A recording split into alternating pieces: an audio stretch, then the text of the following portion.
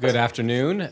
My name is Philip Munoz, and I'm the director of the Tocqueville program, and it's my pleasure to welcome you to today's event. I just wanted to start off, we delayed our start just for a few minutes, as I'm sure you know, there's a interfaith prayer service which probably just concluded, and we couldn't reschedule this event, and I'm sorry if I know some of you probably wanted to make it to that. We just couldn't reschedule the event this late in the day, but I wanted to read Father Jenkins' statement, and it's an especially appropriate way for us to begin today. And then afterwards, if you just join me in a moment of prayer. Father Jenkins wrote the following: "On behalf of the University of Notre Dame, I extend my deepest condolences to the families and friends of the shooting victims in Christchurch, and to their extended family among the Muslim students, faculty, and staff here at Notre Dame and in South Bend. In this season of Lent, we offer our prayers for our brothers and sisters, believers who were so cruelly murdered in houses of worship. In our lifetime, may we see an end to the brutal religious bias and hatred that results in the shooting of innocents and shedding of innocent blood across the world."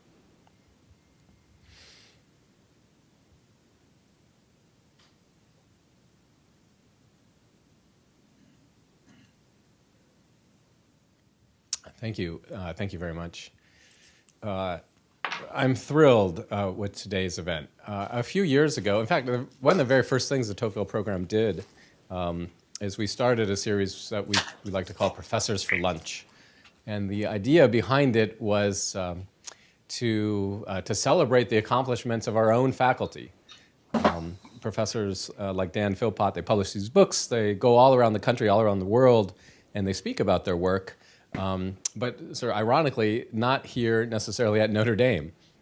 And so we started this lunch series to really celebrate our own. And Professor Philpott is the first professor we're having for dessert. This is his second book. He tends to write books faster than most of our faculty. So this is the second time we're celebrating a Philpott book. Dan is a prolific and wonderful scholar. He's an even better friend and colleague. So we're absolutely thrilled to be celebrating Dan's accomplishment. This is just one of many events we have this semester.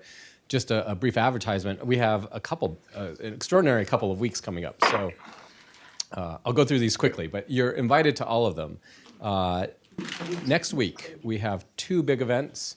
We're co-sponsoring with the Dean's Fellows, which should be a very interesting debate. This is next Wednesday night. Is it time to give socialism a try? Maybe not, but you should still come to the debate. That's next Wednesday night.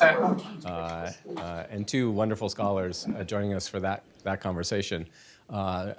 Next Thursday, so a week from today at this exact time, over at the law school, we're having what should be a very interesting lecture by Judge Amul Thapar.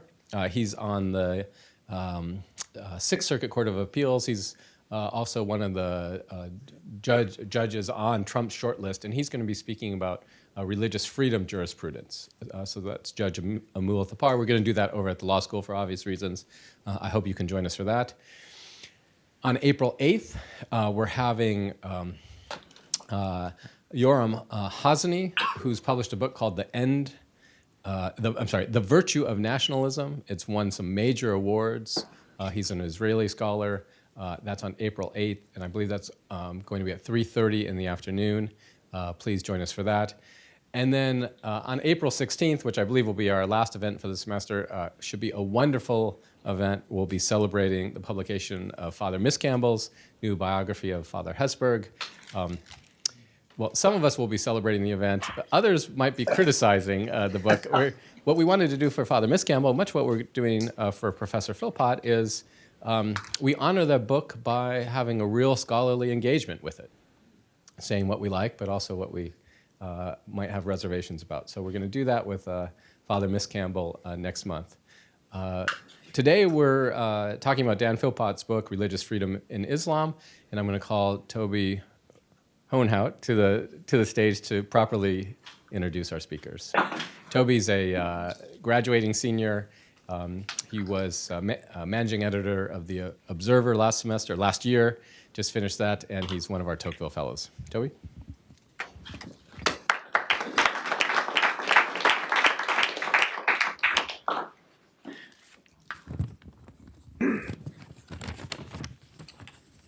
Thank you, Dr. Munoz, for that generous introduction. And it is my pleasure to introduce today's panel in the order of their speaking. Starting with Dr. Daniel Philpott, who's a professor of political science at Notre Dame. He is a scholar of religion and global politics and has written on reconciliation, religious freedom, theories of politics of religious communities, sovereignty, self-determination, the role of the Catholic Church in global politics, and Christian political philosophy. Dr. Philpott graduated with a BA from the University of Virginia and went on to earn an MA and a PhD from Harvard University. He has published and has edited several books, and his writing has appeared in the American Political Science Review, World Politics, Ethics, the Journal of Religious Ethics, America, First Things, and more.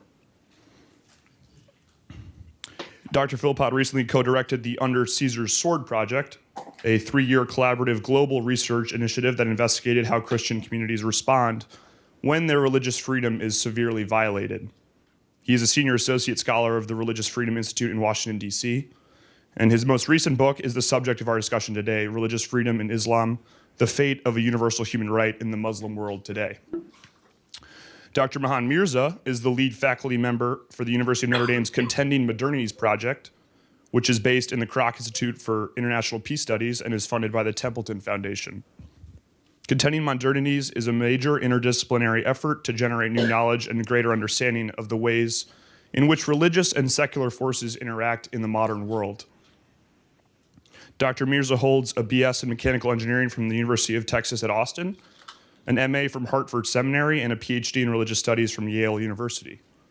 From 2013 to 2016, Dr. Mirza served as Dean of Faculty at Zaytuna College, America's first accredited Muslim liberal arts college in Berkeley, California. He has taught a range of courses in Arabic Islamic studies, Western religions, and history of science, along with foundational subjects in the liberal arts, including logic, rhetoric, law, astronomy, ethics, and politics. Dr. Mirza has edited 2 special issues of the Muslim World and served as assistant editor for the Princeton Encyclopedia of Islamic Political Thought. And finally, John L. Allen Jr. is an editor of Crux, specializing in coverage of the Vatican and the Catholic Church. He has written 11 books on the Vatican and Catholic affairs, most recently, The Francis Miracle, Inside the Transformation of the Pope and the Church. Widely respected for his 20-plus years of covering the Vatican, John's articles have appeared in the Boston Globe, the New York Times, CNN, NPR, The Nation, and more. He is a senior Vatican analyst for CNN and was a correspondent for the National Catholic Reporter for 16 years. John received a bachelor's degree in philosophy from Fort Hays State University and a master's degree in religious studies from the University of Kansas. And he has also received honorary doctorates from the University of St. Michael's College in Toronto, Ontario, Lewis University in Romeoville, Illinois, St. Michael's College in Colchester, Vermont, and the University of Dallas. Please join me in welcoming today's panel.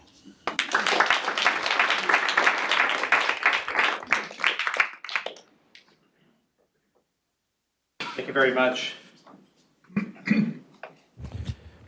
Thank you very much for that wonderful welcome. And thank you to Philip Munoz for organizing this, for the invitation. Tocqueville does so much of some of the most intellectually exciting things around here at Notre Dame. So we're going to be very grateful to him. Thanks to Jen Smith for pulling this together. Very honored to have Professor Mahan Mirza and John Allen. Going to be more honored to have both of them make the effort to come and speak about the book. On the Professors for Lunch theme, I can't help but chuckle a little bit. When I was in graduate school, I was part of a seminar on national security policy, and it had a kind of aggressive tone to it. The graduate students would come, and it was one of the kind of atmosphere where everybody's goal was to kind of launch the most devastating warhead at the speaker as possible. But they would always begin by saying, "We're happy to have our guest for lunch today. So I always wondered exactly what that meant. So whether you're here to join me for lunch or eat me for lunch, either way, I welcome you and thank you that you're here. Oh, here we are. Whoop, sorry. I'm going to be head for lunch here trying to figure out how to work the technology. In June 2009, Barack Obama, early in his first term as President of the United States, delivered a most unusual speech in Cairo, Egypt. Instead of directing his words to the citizens of a country or a parliament, he spoke to members of a world religion, Islam. It was perhaps the first time that a U.S. president had chosen an entire religion as his audience. President Obama spoke to Muslims because he was convinced that great tension had developed between the United States and the Muslim world and that bridges needed to be built.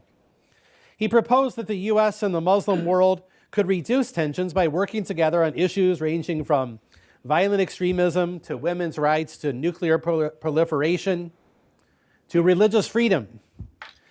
The inclusion of that last principle, religious freedom, was far from inevitable. Just over a decade earlier, Congress had mandated that U.S. foreign policy promote religious freedom through the International Religious Freedom Act. Some critics charged that this was cultural imposition, particularly with respect to Islam, and that it would only reignite the clash of civilizations, the very conflict that Obama had hoped to quench.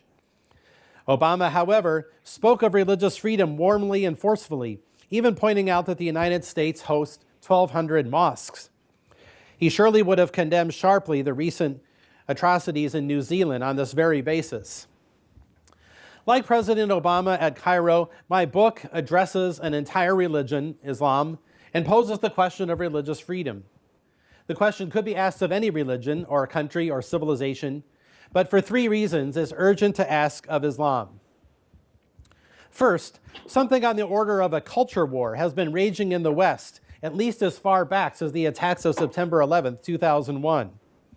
Hawkish voices say that Islam is hardwired for violence and incompatible with democracy and human rights, and that the West must gird up for a long civilizational struggle against this threat. Those blind to this threat are today's Neville Chamberlains. Dovish voices hold that Islam, like every religion, is historically malleable and diverse, home to a few extremists, but otherwise hospitable to human rights and democracy, that the West's history of colonialism and military aggression are responsible for no small part of Islam's problems, and that dialogue and peace building are called for. Hawkish voices, in their view, stoke the very controversy that they decry. Again and again, this controversy can be heard on talk radio, cable news, and the internet, but also in higher brow venues like the Weekly Standard and the New Republic. The controversy has real stakes. In the 2016 presidential campaign, Donald Trump and Hillary Clinton argued much along these lines. Once President Trump took office, he issued a ban on immigration from 7 Muslim-majority countries and on admitting refugees from Syria. He repeatedly voiced anti-Muslim rhetoric and tweeted out anti-Muslim videos. Hate crimes against Muslims in the U.S. demonstrably increased during his campaign and shortly after his election. A second reason why I pose the question of religious freedom in Islam is that religious freedom is demonstrably a force multiplier for peace and justice, correlated inversely with civil war and religious terrorism, and positively with democracy, economic development, and the advancement of women, all areas in which the Muslim-majority world faces disproportionate challenges. Finally, and quite simply, religious freedom is a matter of justice, a human right that protects persons and communities in their pursuit of answers to the ultimate question of life. Religious freedom is one of the most widely violated human rights in the world. Some 3/4 of the world lives under a regime that restricts religious freedom to a high or very high degree, according to the Pew Research Center. Violations of religious freedom can mean killing, torture, and imprisonment of people for their religion, the prohibition of religious worship, and the destruction of houses of worship, but also lesser but still egregious forms of discrimination. In the Muslim world, religious freedom is denied to religious minorities and dissenters, as well as to Muslim majority populations at the hands of secular governments, some of them propped up by the West. Muslim minorities also experience discrimination in worse in Western countries. Think again of New Zealand. But is religious freedom a fair standard to pose towards the Muslim world? At a recent conference on the subject that I attended, Muslims told me that in the Muslim world, religious freedom is widely associated with libertine trends in Western culture and is viewed as a Trojan horse for well-endowed Christian missionaries. What is more, religious freedom has become contested by intellectuals in Western universities who associate the principle closely with Western modernity and colonialism. One of the things I would most like to bring about through the book is a gestalt shift through which religious freedom comes to be seen as a universal human principle rather than a Western export. Religious freedom is far less easily associated with Western modernity than many critics believe, I argue. And, I also argue, is rooted in natural law, accessible to every human through reason.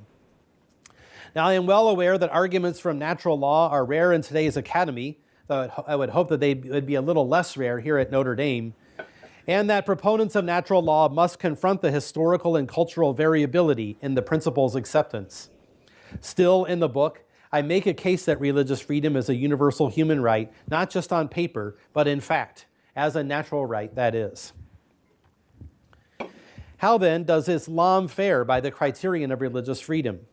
Over the next 3 chapters, I look at the 47 or so Muslim-majority states in the world.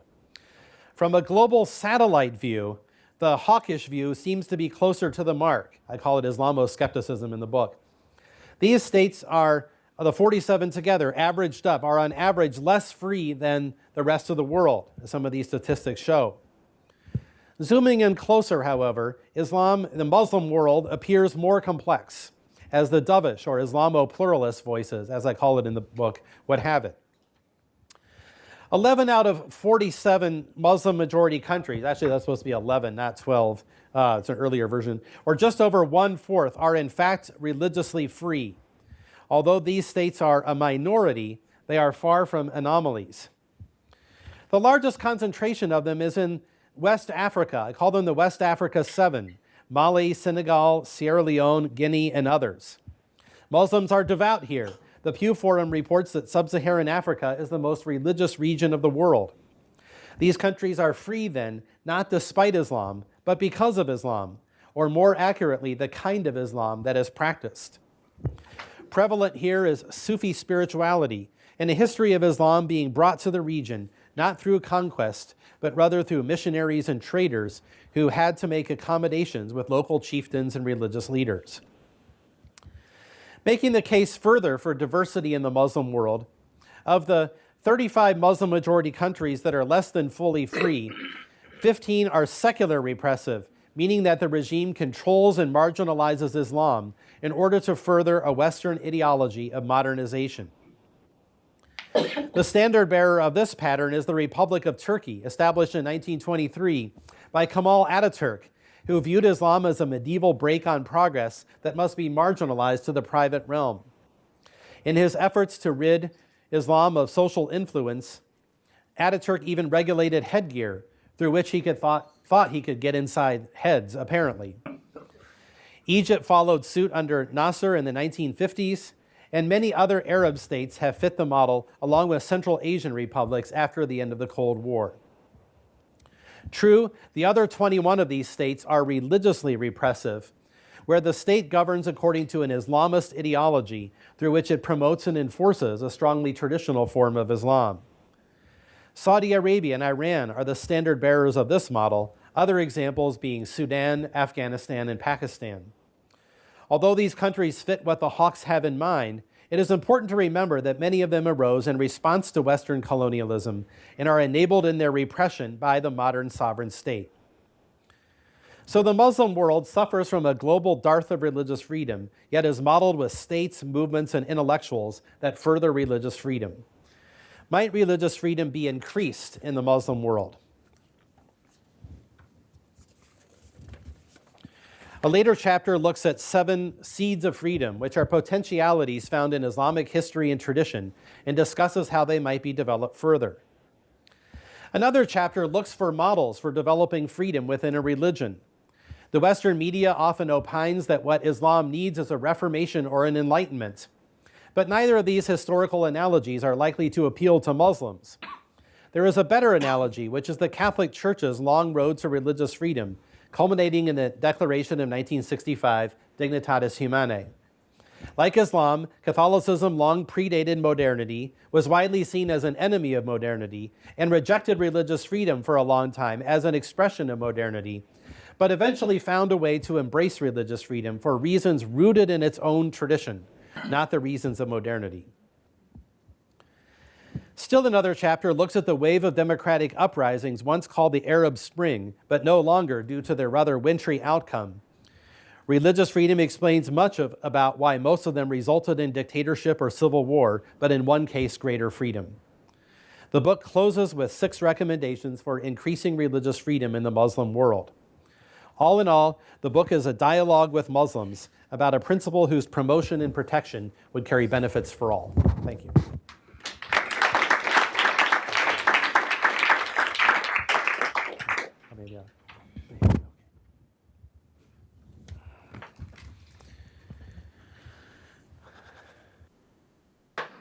There are some seats in the front if you want to. You're good there if you need an exit strategy.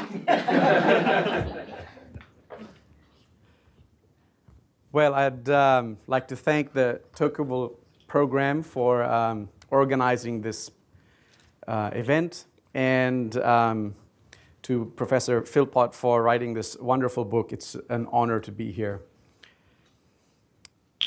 After the US and coalition forces deposed Saddam Hussein in 2003, Baghdad disintegrated into chaos. The looting of national treasures, in particular, prompted incisive diagnoses from members of the Bush administration. White House Press Secretary Ari Fleischer reasoned, "What you are seeing is a reaction to oppression." Secretary of Defense Donald Rumsfeld joked, "Stuff happens. Freedom's untidy." 2 years later, Hurricane Katrina hit New Orleans. On September 5th, notes one columnist, a Washington Post reporter caught up with specialist Frank Atkinson of Arkansas, wearing desert fatigues from his recent Iraq deployment, driving a Humvee through New Orleans streets, and holding suspected looters at gunpoint with an M4 rifle. "It's just so much like Iraq, it's not funny," he said. "Except for all the water, and they speak English." Freedom is a complex term. It is value-laden, it can be subjective, and per Rumsfeld, it's untidy. One of our madrasa dialogue students found this out the hard way, immersed in a contentious debate with a female Pakistani student covered from head to toe, including a face veil. Our Notre Dame student was taken aback when her Pakistani colleague said she imagined women like herself to be freer than her American counterparts. I can only dream of possessing the poise and maturity exhibited by our undergraduate student, who stepped back, took a deep breath, and proceeded to draw on theoretical concepts like subsidiarity to not only understand, but value the opposing point of view. I highly recommend that blog, which can be found on our Contending Modernities website. It's titled Freedom, an Intercultural Definition. Professor Daniel Philpott steps into this contested terrain in his remarkable work on religious freedom in Islam. The book takes on a lot: the public debate and ideological deadlock between Islamo-skeptics and Islamo-pluralists, competing readings of scripture within Islam, positive versus negative trajectories of secularism in the West, enduring effects of colonialism, seeds of freedom in Catholic and Muslim theology, and policy recommendations for a more peaceful US and Western foreign policy. There are thus many books in this one: analysis of quantitative data of 47 Muslim countries on religious freedom, grappling with complex and contested histories, reasoning with sacred and scriptural texts, and promotion of religious freedom in diplomacy. The book is strongest in its qualitative analysis of available data. Working closely with the Government Restrictions Index and Social Hostilities Index developed at the Pew Research Center, Professor Philpott places 47 Muslim-majority countries into 3 categories. You just heard about this. It's going to be a little bit repetitious. 11 of them are religiously free. 15 are secular repressive states, and another 21 are religiously repressive states. Clustering each category on a map as a visual aid, which is extremely helpful, Professor Philpott goes through each in detail to explain his analysis and typology. The conclusions are counterintuitive. The religiously free states, argues Professor Philpott, are free not because of the absence of Islam, but because of its presence and even centrality in private and public life. These free states represent a full quarter of the Muslim world in number of Muslim-majority countries, not in population. But as such, they are by no means outliers. They are not only what Islam can be, but in fact what Islam actually is on the ground. Of the Muslim states that are not free, or maybe less free on the spectrum, almost half are unfree because of a particular kind of negative secularism, hostile to religion, imported from and supported by the West. Islam is not the problem for these states. It is the brutal repression of Islam, not to mention other minority religions in Muslim majority contexts, by forces alien to Islam, that is the problem.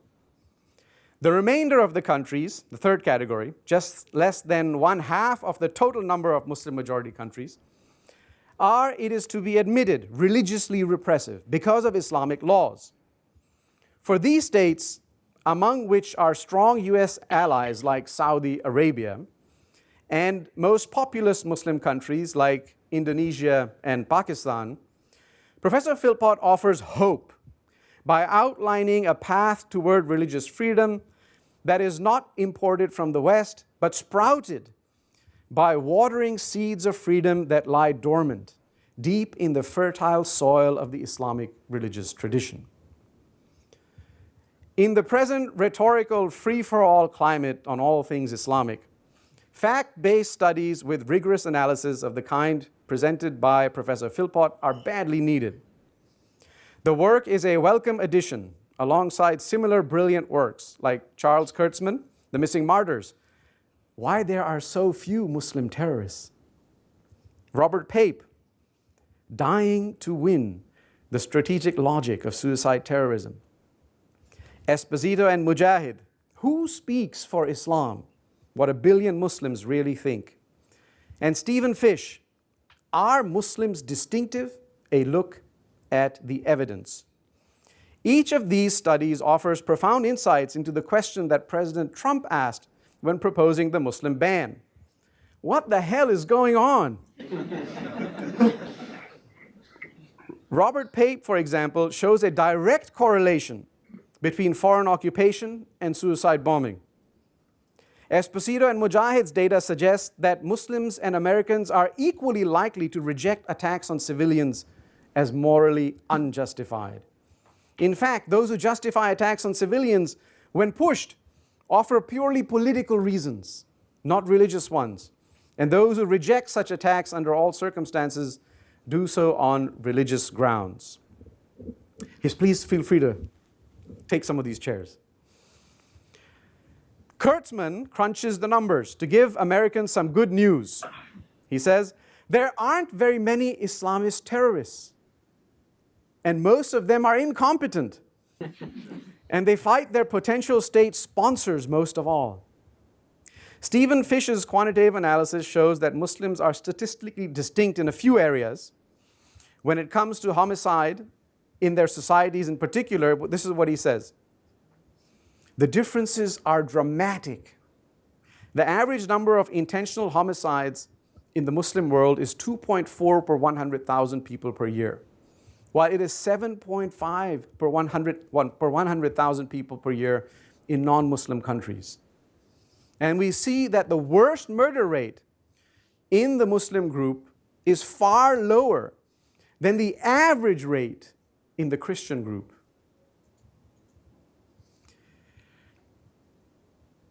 According to new research from the University of Alabama, The Guardian reports, terrorist attacks committed by Muslim extremists receive 357% more US press coverage than those committed by non-Muslims. This despite the fact that between 2008 and 2016, white and right-wing terrorists carried out nearly twice as many attacks as Muslim extremists. Washington Post reports that between 2011 and 2015, the attacks committed by Muslims were just 12.4% of the 89 documented attacks by various perpetrators. Just yesterday, Professor Todd Green, in a piece on Western violence and the scapegoating of Islam, cites a study from 2015 showing that the New York Times depicts Islam more negatively than alcohol, cancer, and cocaine. So we need good data and fact-based analyses to get a grip on what the hell is going on. Professor Philpott's contribution to this noble genre will, I hope, be of lasting consequence for students, scholars, journalists, and policymakers. So before concluding my remarks, I'd like to pose a few questions regarding the framing, the method, and the thesis of the book that we might take up in the discussion. Framing. The book is framed around the problem of Muslim violence and terrorism. In attempting to mediate a seemingly intractable public debate on Islam, the book gives Islamophobes a new label of Islamo-skeptics, thus awarding respectability to the unfounded and what I think is untenable position that proneness to violence is hardwired into Islamic texts and doctrines. It's in the DNA. This framing seems to me to rely maybe a little too much on media hype and misrepresentation rather than on hard data. The question, is there a better way to frame the book than by giving credibility to Islamophobic ideas? In doing so, the author at times ends up inadvertently duplicating misinformation. I'm going to be a little provocative. With an example of this is the representation of Iran's government as being especially vilifying to Jews. The author, I believe, mistakes criticism of Zionist settler policies with criticism of all Jews, and the calling for a one-state solution where Jews and Palestinians live together as equivalent to the destruction of the state of Israel. That Iran is home to the second largest population of Jews in the Middle East is an indication of a certain complexity that I think in this instance the book misses. But we need that nuance to advance the fiery public debate that is stalemated. Method. The author's stated research question and method appears most clearly at the start of chapter 2. Is Islam hospitable to religious freedom? This is a quote. Is Islam hospitable to religious freedom? There is no better way to answer the central question of this book than by looking closely at the Muslim world. End quote. Here, I wonder if the terms might be chosen more carefully. Is a snapshot of the Muslim world really an indication of what Islam is? Would a snapshot of Christian majority countries today be an indication of what Christianity is? Could one look at US foreign policy, for example, and call it a Christian foreign policy? Given that 4 of the 5 permanent members of the UN Security Council are Christian majority, and they also hold the largest shares in military expenditure and the global arms trade, can we consider these Christian actions? Thesis. Although the book can be said to have multiple theses, I think there are many books woven together, beautifully done. One, religious freedom is a universal human right. The Islamic tradition contains seeds of freedom. I identify the following as the main thesis threading the book, and I quote, "Religious freedom is a force multiplier that expands important goods that are now lacking in the Muslim world, but whose increase would greatly benefit Muslim countries and their relations with the West.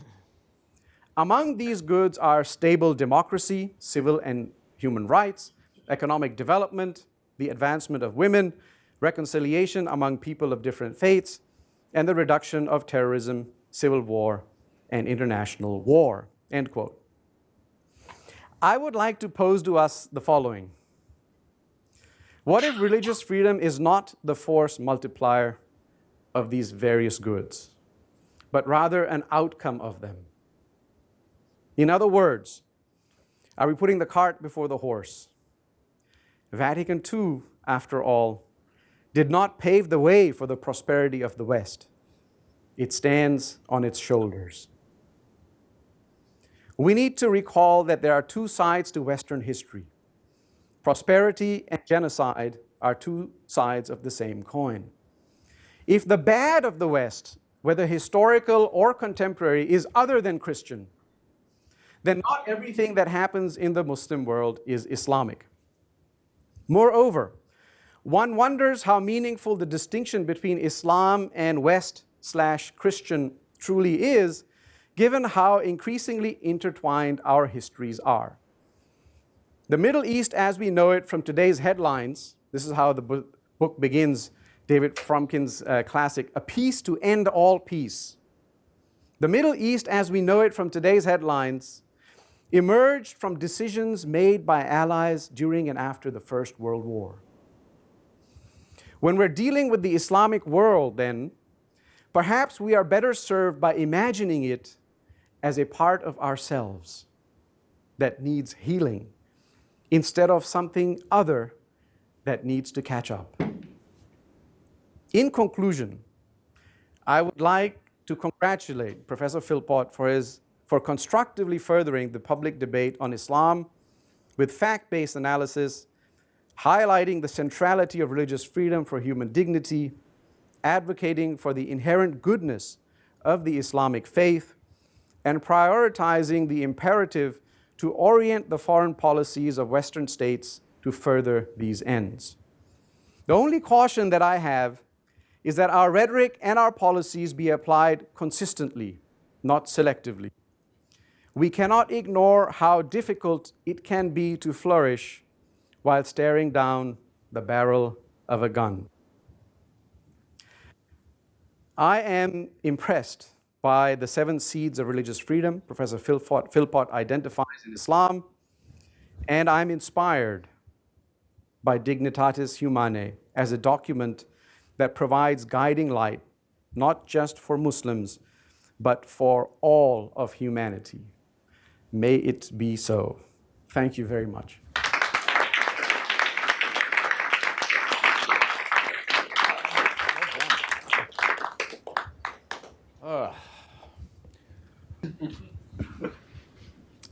Well, you have just heard from brilliant presentations from a couple of remarkable scholars. I'm here to tell you I, alas, am a complete academic phony.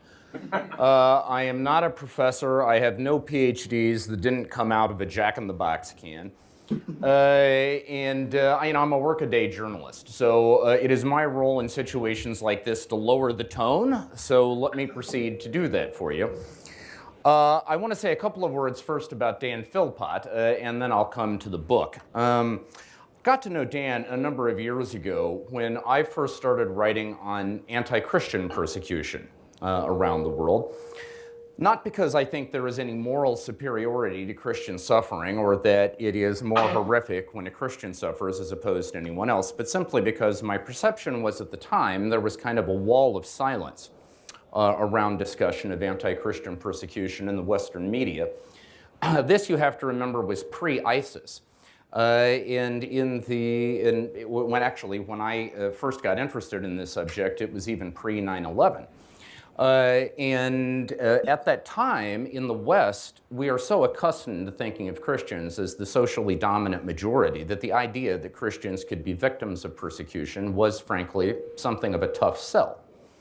I grew up with that myself. I mean, to be honest with you, I grew up on the high plains of rural western Kansas in the 1970s and 1980s, where my idea of suffering for the faith was eating fish sticks and mac and cheese on Fridays during the Lent. Okay, that was as close as I got to carrying the cross. And the idea of anti-Christian persecution struck me as something that came out of the early centuries of the church, right? You know, the stories of the early saints and, you know, lions and the Colosseum and all of that. And I can remember when that veil of ignorance was first punctured for me. It was John Paul in 2000, during the Great Jubilee year. I covered his trip to Ukraine. John Paul, of course, had this vision of trying to reunite Eastern and Western Christianity, which never really quite worked out. He always wanted to go to Russia, and that didn't work out either. So Ukraine was as close as he was ever going to get. And it was mammothly important to the Pope. And so I was on the papal plane for that trip. And I remember this was the concluding mass of that trip. We were in Lviv, which is in eastern Ukraine. And it's where the Greek Catholic population of the country is concentrated. And he was saying Mass in this open airfield because it was the only place that could accommodate the roughly 2 million people who showed up. And it was a dreadful day in Ukraine, I have to tell you, okay? It was worse than this, and this, by the way, is god-awful. I mean, I'd love to tell, you know, we were talking to a friend of ours in Rome today who was like, oh yeah, it's mid-70s, blue sky, sunny, people are having lunch outside, and we're like, we hate you. Dead or alive. But in any event, it was worse than this, okay? So it was cold, rainy, crappy. It had been raining all night. This airfield had basically turned into a cold swamp, right?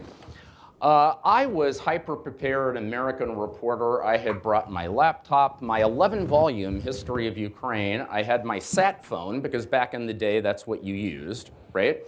The one thing I did not have that I really could have used that day was an umbrella. Fortunately, Ukrainians are a very entrepreneurial people. They had set up this open-air bazaar in the back of the Mass site. So, I mean, I trundled back there, and honest to God, they had everything. I could have rotated my tires if I had wanted to. However, they were, of course, out of umbrellas.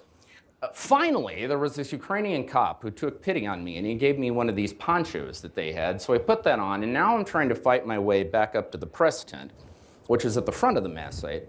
And out of the corner of my eye, I catch this young woman, couldn't have been any more than like 20 or 21, who was on her knees in the mud, and just crying her eyes out. And I was curious, you know, so I waited for her to compose herself. And then I went up and asked if she had any English or Italian, and she spoke some English. So I asked her, I said, I don't want to invade your privacy, but I'm just curious, what has moved you so much? If you could just tell me, you know, talk about what has sort of taken hold of you. And she said she was thinking, the reason she was crying was because her grandfather had been a Greek Catholic priest, which is, of course, one of the 23 Eastern churches in communion with Rome. It's the largest, and it's centered in Ukraine. He had been arrested during one of the periodic Soviet crackdowns, and given the same choice that many other Greek Catholic clergy were given by the Soviets, which was they could either renounce their loyalty to the Pope and become Orthodox clergy, in which case everything would be fine, or they would be killed.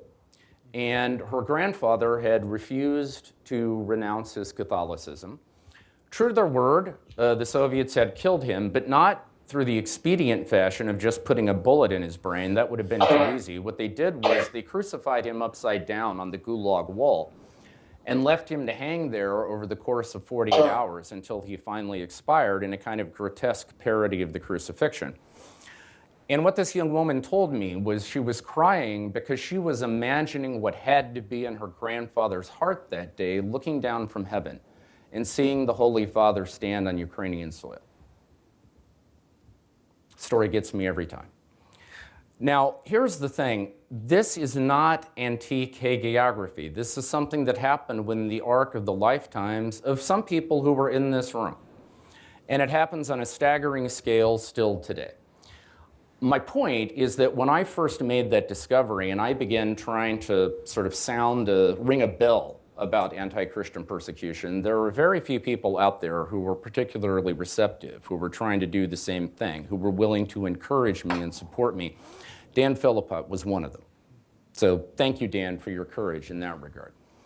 To come to your book, listen, I don't have anything like the scholarly credentials of our colleague here. So I certainly cannot comment on how you lay out the possibilities for space for religious freedom in Islamic societies. I will say your point about the complexity of the Islamic world certainly tracks for me. I have, over the course of the years, had the privilege of covering 3 popes, and at different times I have followed them all into Islamic societies, various Islamic societies around the world. And one of my great discoveries has been the enormous internal diversity and pluralism between societies and within societies. In virtually any Islamic society you want to plunk down in this world, you can find forces that are hostile to religious freedom, and you can find forces that are very enthusiastic for it. And I think the trick always is to find those forces that are open and to engage them. But I'm going to try to give you 3 observations that come more from my neck of the woods. My day job is I cover the Vatican and I cover popes. Okay, so let me 3 things from your book that struck me in particular. First, your treatment of the evolution in Catholicism to sort of gradual and to some extent grudging acceptance of religious freedom that culminated in Dignitatis Humanae at the Second Vatican Council. I think that is absolutely right, and of course it remains a strong point of American pride that in some ways it was American Catholics who led the charge in that regard, John Courtney Murray, but also behind the scenes, guys like Frank Spellman in New York and others.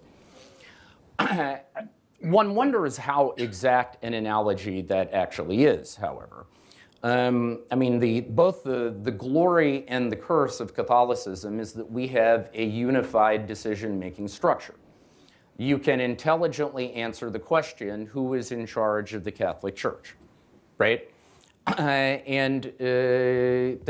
I say, that is a double-edged sword because it can mean, precisely by virtue of being a very hierarchically organized tradition, if the hierarchy is not interested in moving, it can be very difficult for us to move. And the recent experience of the clerical abuse scandals are perhaps illustrative in that regard. On the other hand, when the hierarchy is interested in moving, we can actually move remarkably quickly. I mean, my favorite example of this is the death penalty. You know, I mean, as recently as 1967, the death penalty was still part of the fundamental law of the Vatican City-State. It wasn't until 1967 that Paul VI removed it. And for that matter, if you want to, the next time you are in Rome, you can go down to what the Italians charmingly call the Museum of Justice and Grace, where you can find perfectly preserved, still in great working order, the papal guillotine, which was last used to execute 4 carabinieri who dared defy the Pope's civil majesty in the Papal States in 1867. And so quite recently, we were not just teaching that the death penalty was okay, we were putting our money where our mouth was. Okay, and today, of course, Pope Francis just recently tweaked the catechism to make it clear that we are now absolute abolitionists when it comes to the death penalty. You know, in Catholic terms, that is tremendous evolution in a very short arc of time.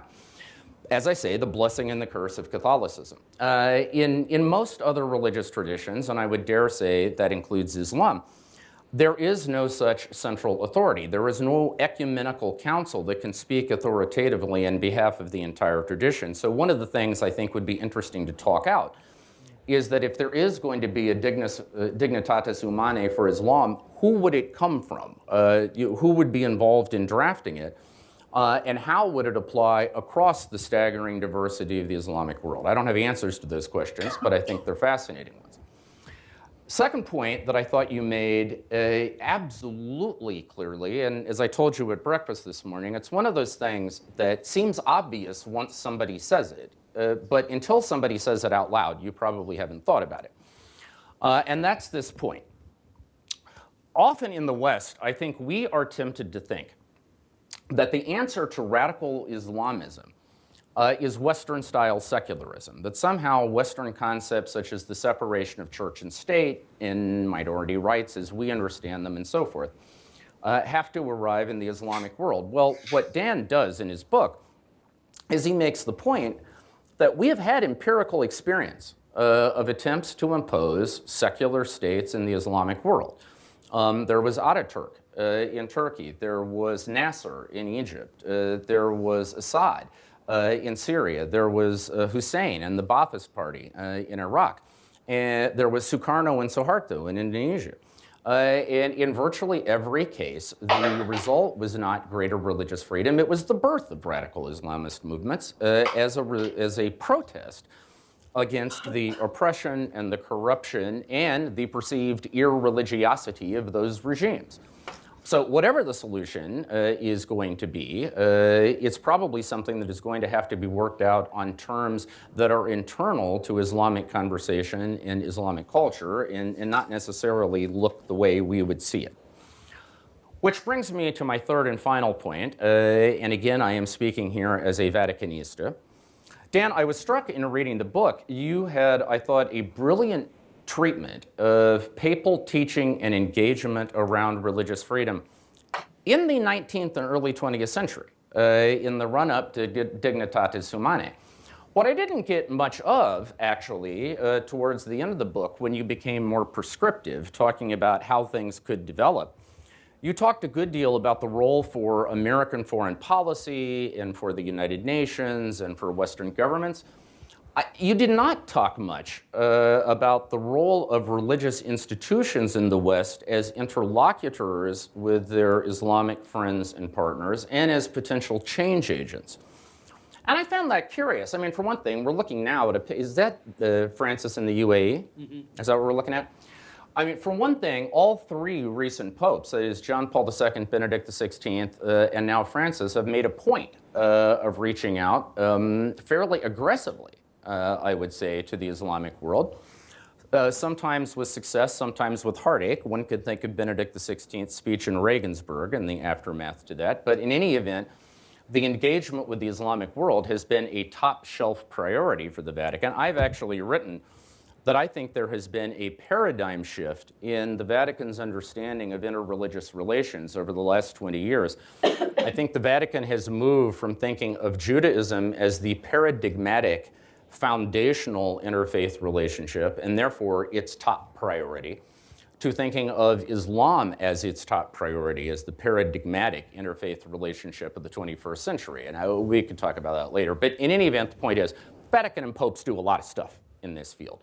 And I would just be interested in your thinking about what contribution popes and the Holy See's diplomatic enterprise have made and potentially could make to greater promotion of religious freedom, not just in Islamic societies, but everywhere, but in a particular way in Islamic societies, since that's what we're talking about.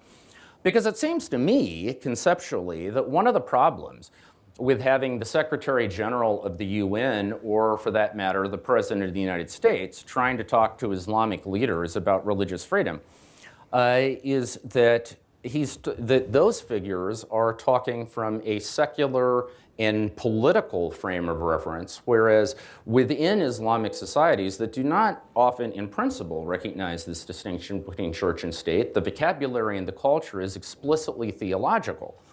And a pope, therefore, is in a position to enter into the thought world, into the cultural matrix of these kinds of conversations with a great deal more credibility. And I would just be interested in hearing you talk about what the contribution there might be.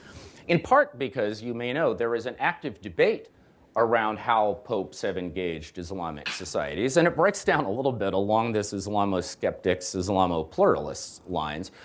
Admirers of papal engagement would say that they have opened up invaluable lines of contact, that they have reassured responsible leaders that the Catholic Church and Western Christianity is not an enemy of Islam.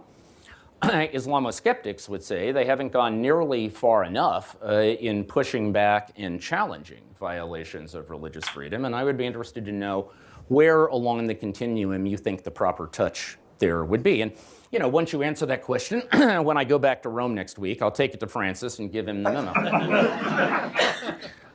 So in closing, I want to thank the Tocqueville program for putting this together, and I want to thank all of you for being here. But in a particular way, I want to thank Dan Philpott. This is a brilliant book. Please buy this book.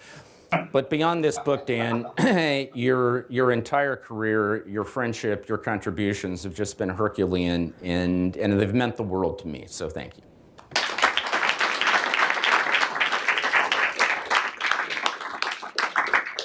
Wonderful. Gentlemen, thank you very much. That was fantastic.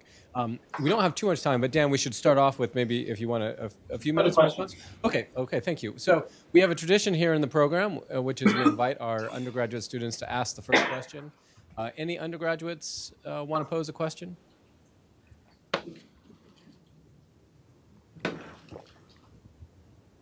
Over here. Okay, sure, Toby. Thanks again to all of you for your comments and your insightful comments. My question is talking about the way that, particularly in America, but in the West, Catholicism in general there's kind of a cultural debate within Catholicism at the moment, talking about kind of religious freedom and kind of the integralist push, how a lot of Catholics that you could argue take their faith seriously kind of see the West and to see the secularization of the West as kind of a harbinger of religious lukewarmness, and see the effective response to be kind of this integralist push towards kind of a unification of church and state. Do you think in any way that has played into the mentality of, in general, kind of conservative Christians and their responses to radical Islam? Has it played in any part the way America has viewed kind of the Islamic question, and where do you think the effective response is to those kind of intellectuals and those kind of cultural figures that kind of push towards a more integral combination of church and state? Yeah. I might take a hack at that. I'd love to hear what my colleagues think as well. I like to, in the 19th century, popes were very skeptical of religious freedom. There was Pope Gregory XVI, who called it an absurd and erroneous proposition. He wasn't very subtle about it. There was Pius IX included it in this syllabus of errors. And but my sense is that the reason why they were skeptical of religious freedom is because they saw it as part of a package of values that were associated with the French Revolution, which they would include relativism, what they would call latitudinarianism and indifferentism. And so religious freedom was part and parcel of that. And one of the things that I think made Dignitatis Humanae possible was, one of the things that made Dignitatis Humanae possible at the Second Vatican Council was that they found a way to disassociate some of the problems that they saw with modernity, and which the church still does, and on the other hand, the civic right of religious freedom, which could be endorsed as a matter of human dignity, not something that came from Rousseau or Locke or what have you, but something deep in the tradition about the freedom of the character of faith. And interestingly, my sense, I was just at a conference on Islam and religious freedom in the Middle East, talking with many Muslims. Many of the fears that they have about religious freedom is not based upon deep principled analysis of natural law and so forth, but they worry about some of the things that religious freedom is packaged with, a kind of what they see as a kind of libertine direction in the West, along with something that it's a kind of a Trojan horse for Christian missionaries, some associated with a kind of modernity, which has been kind of hostile to Islam for many decades. Like the 19th century popes, they fear what it's packaged with, right? And so to get to religious freedom, we kept wanting to argue back and say, no, you don't have to accept. You can hold on to your critique of all those things and still endorse religious freedom as a matter of human dignity. And this is good for religion. It's actually good for Islam. It's not something that's hostile, a part of a kind of hostile Western project. So in my opinion, the integralists, their mistake is wanting to kind of roll back the clock on Dignitatis Humanae. I think many of the integralists are, and by the way, integralism is a position, it can mean a lot of things, but I think one of their arguments is that they think that the kind of separation of church and state was a mistake, and they want the state to become potentially a kind of arm of the church again, or work more hand in hand with the church. And prior to Dignitatis Humanae, the Catholic Church thought that, there could be a kind of legitimate coercion of religion. But I think that many of the integralists are motivated by a lot of the cultural problems that they see happening in the West, and they think that this is the solution. But I would say that to go back and look at the reasons for being able to detach the cultural problems from the institution and the human right of religious freedom. Mm-hmm. So yeah, they may be right about the cultural problems, but I don't think the answer is to peel back religious freedom. I mean, that's the progress we made with the 19th century popes from there to Dignitatis Humanae, and the message that I think Westerners would want to share with Muslims. Mahan, would you agree with that observation? You want to speak in? Yeah, I was just listening. I didn't plan to enter that debate. No, but the reservations about religious freedom are part about reservations about what is perceived to come with. That it's a Trojan horse. I think you articulated that concern fairly well in the book. And if you look at Islamic history, and this is some of the stuff you bring out really nicely as well, classical Islamic thought is, completely was blindsided, like the Catholic tradition, from the Greek philosophical legacy. And it integrated that, it fused that. And so when you go back to pure Islamic thought, it's already a fusion. But today there's a resistance to new knowledge, to new experiences, and to new articulations of what it means to be a religious society in the contemporary world. And I think that resistance comes from a shift in the confidence and the dynamics of how those new experiences are being received. When Islam was expanding and in conquest mode and encountering all these new traditions, they were like, let's translate this, let's read that, that's really interesting. And they were all confident. And now it's like they feel they're being conquered. And so part of it is resisting, imposition. And there's a closed-mindedness that's come with that. And, this is an impasse. Someone like me and Professor Ibrahim Musa and Contending Modernities, we're trying to work with a group of madrasa students. And we're like, listen, put the inhibitions, cultural, imperialist inhibitions aside for a moment. Let's just think about the intellectual problem. It's really hard to do, right? Because that's how it's received. Who are you guys in America at a Catholic university trying to come and talk to us madrasas? But we're like, listen, we need to have the internal philosophical and theological discussion regardless, right? But disentangling it from the power dynamics is a challenge.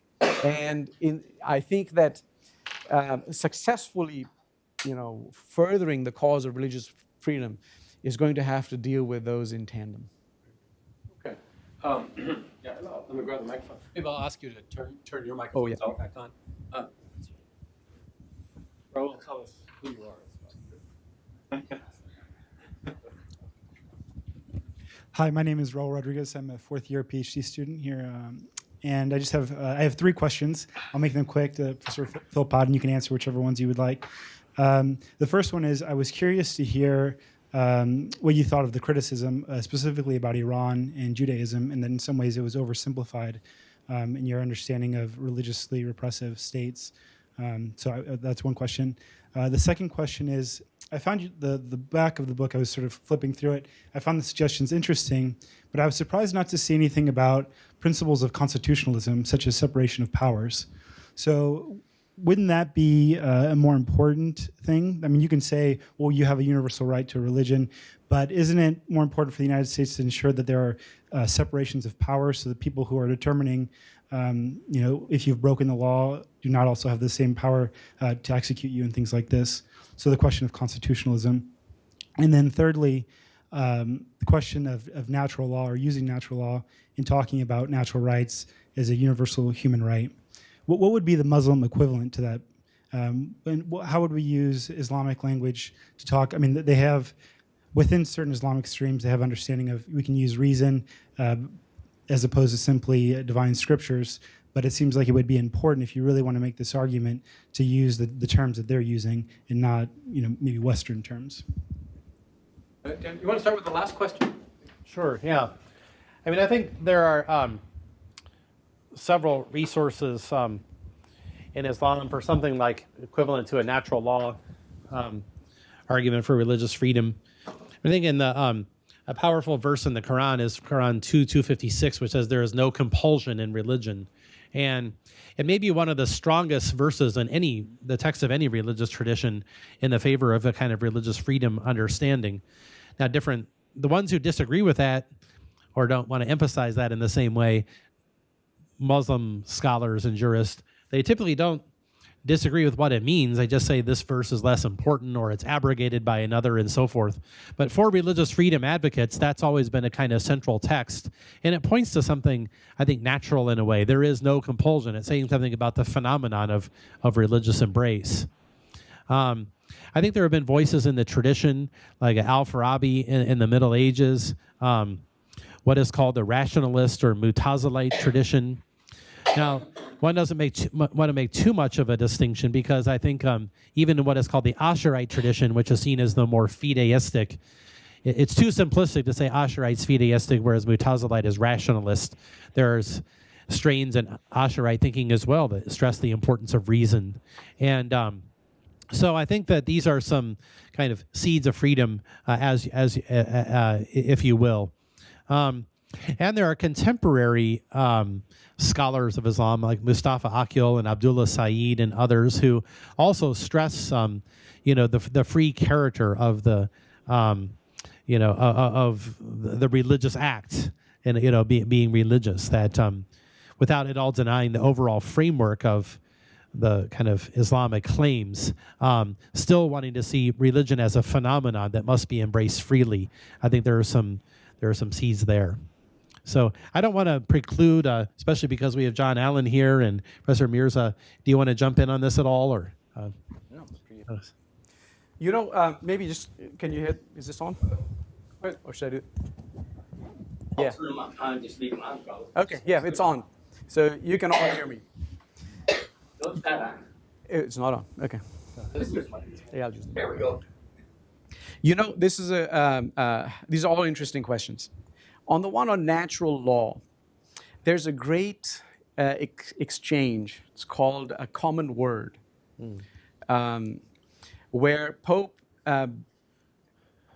Benedict, he had given a speech. It's called the Regensburg Address, and there he had included a line from somebody who's that ended up conveying the message, or at least this is how it was received, that Islam is irrational. Manuel II Paleologus. Uh-huh. Yeah. Yeah, and that's what I was going to say. I was there, baby. Took the words out of my mouth. And the reason is that they don't have a natural law tradition. They believe in divine command theory. So what God said, things are good because God says they're good.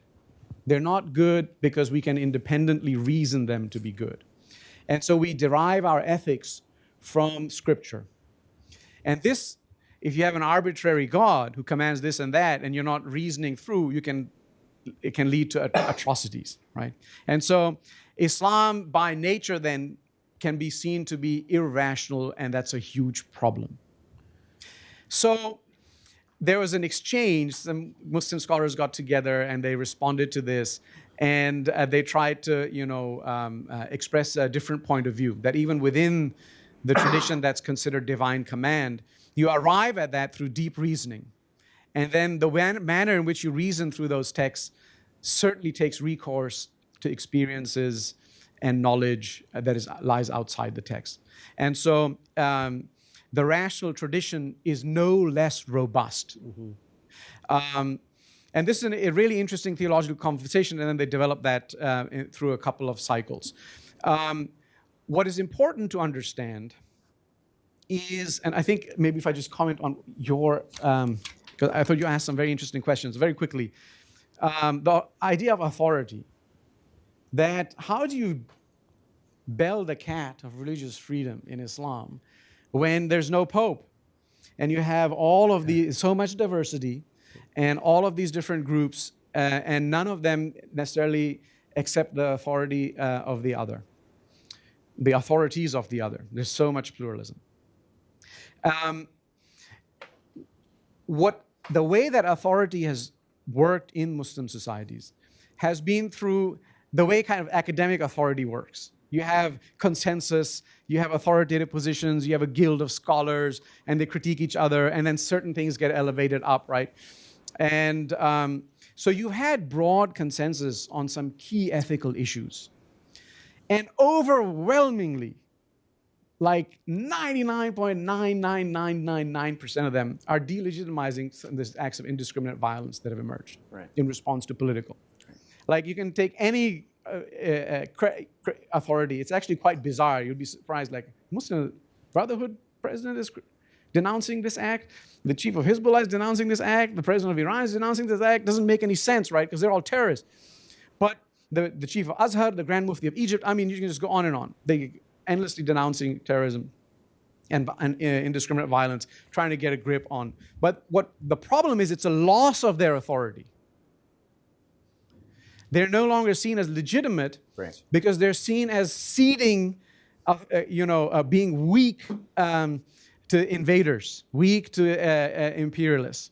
And so people are taking things in their own hands, becoming vigilantes and like running crazy. And we're legitimizing those vigilantes by saying, violence is in your DNA. The only way you can be a good Muslim is if you're less Muslim. We can't conceive of a conversation that says you can be a good Muslim if you're more Muslim, if you take your text seriously, if you take your authority seriously. Now, there are other problems that come with ceding ground to traditional religious authority. Because although they're really good on violence and terrorism, they're in fact quietist and pacifist and seen as totally, weak in political, in the political realm. They're also seen as not as progressive typically when it comes to other issues like gender issues and so on. So there's an interesting kind of alliance with religious conservatives there across the world. But there's also a problem when it comes to progressives. And how do we get a handle of that debate when there's so much militarism all over? I think we have to ramp down the rhetoric, put our guns down, start talking. Please. Sorry, thanks. Do you want me to? No, go ahead. If you want to take another question, that's fine. Go ahead, sure. Okay. I think both your mics are on. Okay. Just very quickly on this issue of whether a propensity to violence is hardwired into Islam because of certain Quranic texts or whatever. I mean, I would just say the Catholic example would certainly give you reasons to be dubious of that. I mean, I cover the Vatican, right? The Vatican is an institution whose foundational law is explicitly based on scripture and theological doctrine, and yet it has been able to make its peace over the centuries with a staggering variety of different positions based upon those same principles. I mean, anybody who covers the Vatican knows, as soon as you get a press release that begins, as the church has always taught, some major change is coming, right? I mean, Pope Francis just said it is okay for divorced and civilly married Catholics to get communion, a position that had been explicitly disavowed up to that point, and it's based on the very same scriptural lines and theological principles regarding marriage, right? So the point is, religious institutions are often far more malleable than we give them credit for, as long as the will on the ground there is to be able to find a way to justify whatever it is you're trying to embrace based upon those principles. Now, I know many of you have class and places you have to be, and usually this is about the time we end. So I just want to, those who need to excuse themselves, please feel welcome to do so. The conversation is so good, though, I think we should go on for a few more minutes. And we have some questions over here. So, why don't you shout away for the microphone? Let's go to recording. Stand up and tell us who you are. Yeah. Hi, I'm Shivaji. I'm a visiting fellow at the Crux Institute for Peace Studies. So I was just looking at the 3 or 4 maps which you have. And it seems, is there a relationship between, if you think of Saudi Arabia or Mecca as the epicenter, and you see that the repressive Muslim majority countries other than Indonesia and Malaysia in the Southeast Asia, they are there in the center, and just above them, you find other countries in whether Turkey or northern part of Africa being secular repressive, and then you go to the western part of Africa and they're religiously. So is there a correlation between where Islam kind of originates and as we move away? Or does it have to do with geography? Or does it have to do with what Mahan was saying? It has to do with pre-colonial history and colonial history and one kind of culture reacting to domination, or as one becomes more politically dominant, another kind of religion is just reacting to it. So it has nothing to do with religion at all, but it has to do with domination, political domination over different phases of history. Yeah. Very nice. Dan, I'm going to have you try to turn your mic on. Yeah. Okay. Yeah, it's a great question. I don't know that it is a matter of geography per se. I mean, the West Africa, the West Africa cases that are religiously free and they're concentrated in this part of the world. One of the things I do is ask why. And I point to two things. It's the prevalence of Sufi Islam, and then it has to do with also the history of how Islam arrived. So beginning in Muhammad's life and then the century or so afterwards, Islam spreads very rapidly through the Middle East through conquest. And but in West Africa, it arrives through small bands of missionaries and traders. And because there's small bands of people, they have to make accommodations with the local authorities. And that pattern of kind of making accommodations with the people around them, even as Islam grows, continues and helps to account for the kind of history of pluralism and history of interreligious harmony. I mean, even you also have to account for the historical change. So something like Indonesia, I mean, one of the things I point out, Indonesia was kind of a counterintuitive case for me. I call it religiously repressive, but it has some major movements of Islamic movements that are pluralist and tolerant in their character, and also a long history of a kind of tolerant Islam with respect to Muslims, with respect to minorities around them and so forth. There's a lot of long history of centuries of syncretism and so forth. But it's really in the last 10 years or so that I think the kind of problems of a more Islamist interpretation have increased. So the map, there again would hesitate to make a kind of geographic kind of statement. Also, the secular repressive and religious repressive are largely intermingled in the same part of the world, right? So, and it's more checkerboard than kind of uniformly geographic. I think that would forbid a geographic interpretation as well. The one thing I can report to you is that speaking to Christian bishops in Islamic societies, that is, leaders of a minority religious community in a largely Islamic society, over the years, when they are dealing with a situation where they detect an increasing tendency towards Islamic extremism or radicalism, almost invariably they will say that behind that there is often Saudi influence. Whether it's Saudi money or Saudi organizations who are supporting those movements. So it may not be geographic proximity, but I think at times there certainly is a cultural proximity that may be an explanatory factor. I know there's some more questions. Maybe let's formally end, and then I'll invite you to come talk with our panelists. Two brief announcements before I thank our panelists. This evening, John Allen will be speaking. Is it at 7:30, John? 7. At 7. Let me double check the time here. This evening at sorry, it's either 7 or 7:30. I want to make sure I give you the right information. 7 o'clock at Holy Cross College. Mr. Allen is speaking. The title of his talk is "Rome is from Mars, America from Venus." That's going to be at the McKenna Arena at the FIFA Center over at Holy Cross College. Please join us for that event. We're thrilled that you're doing double duty today. And thank you to the panelists. The conversation was excellent. And thank you especially to Dan Philpott. A wonderful achievement.